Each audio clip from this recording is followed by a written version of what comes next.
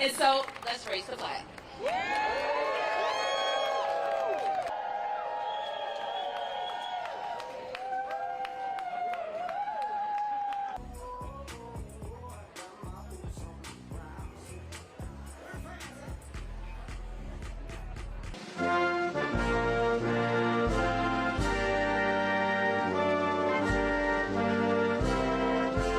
I cannot wait to see the glory that is still ahead.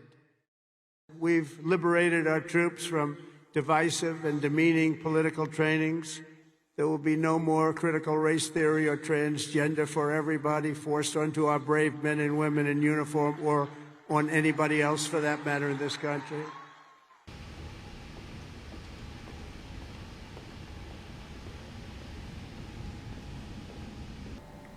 This is becoming more of an historic moment, one that is going to be key and critical to members of the community because many of them right now are living in fear.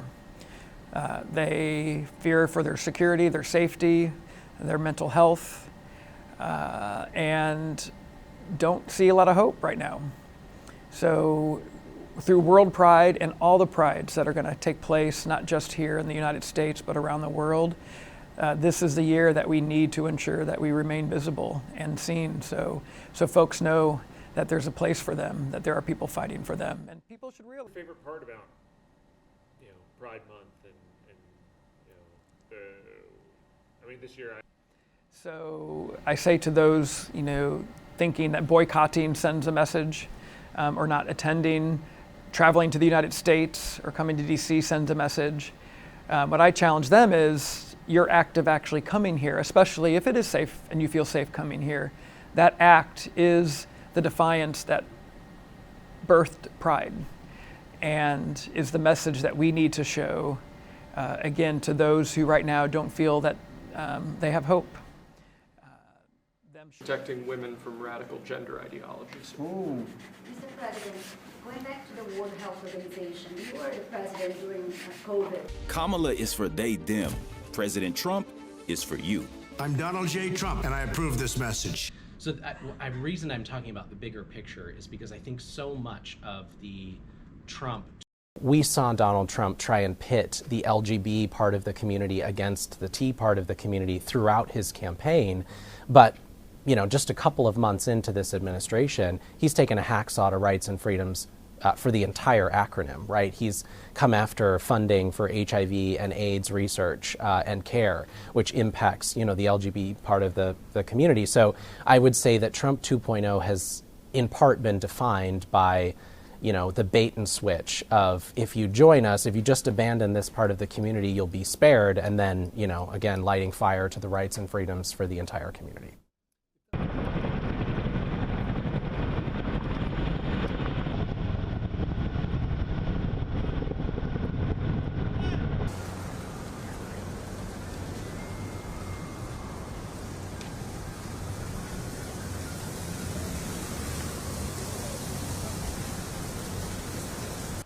So then we won't be able to fund you. It's extraordinary. It is. I think I wouldn't rather be any other place in the world but to be in DC during the National Trans Visibility March, because visibility is resilience.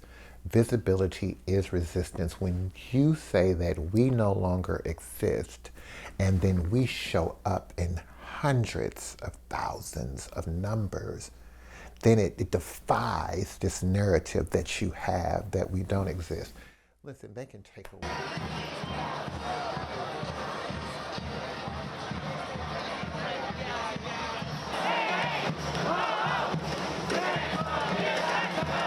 We know that it will get worse before it gets better. We're not walking into this blindly, but when every single day there's something that attacks the humanity, not the identity, the humanity of who you are, it becomes very difficult to continue to go. But we have no choice but to be resilient. What do we do? What do we do other than resilience? Do we just stop existing? To come in DC1 to keep people informed about what was going on, but secondary.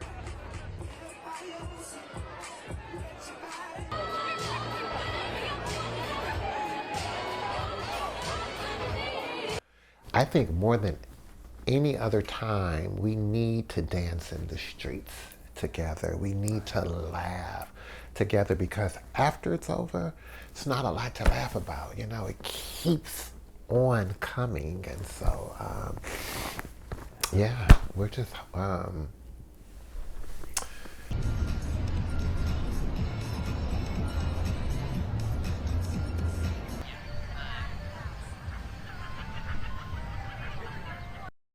Since the beginning of January, we've seen an uptick in the calls that we receive to the helpline.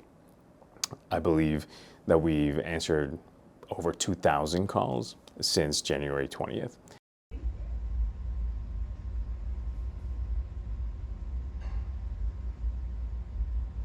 It's heartbreaking to hear what people are struggling with every single day. Nobody should have to navigate life in fear. And I think that that is pretty common at the moment, where because of the attacks, people are afraid to access the care that they need, number one, to navigate life, to travel. But I think that there are people like Glad Law, there are organizations like Glad Law that continue to kind of meet that need and show up for community because they deserve it.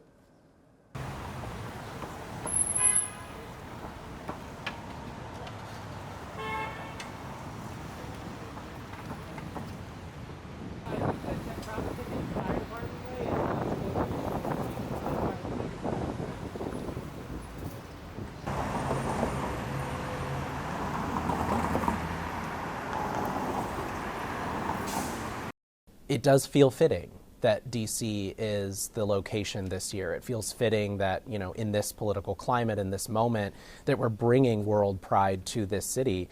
I'm not naive about, you know, what we're up against in the White House. There is no festival or parade or rally or protest that's going to change Donald Trump's mind. He is wholly bought and paid for by the right wing at this point, and his policies are going to be his policies. The real question that I think WorldPride can help to answer is, what does the future look like? What does this country look like post Donald Trump? What does the next chapter of our journey look like? Your only job on planet Earth is to have children and you know, preserve your lineage.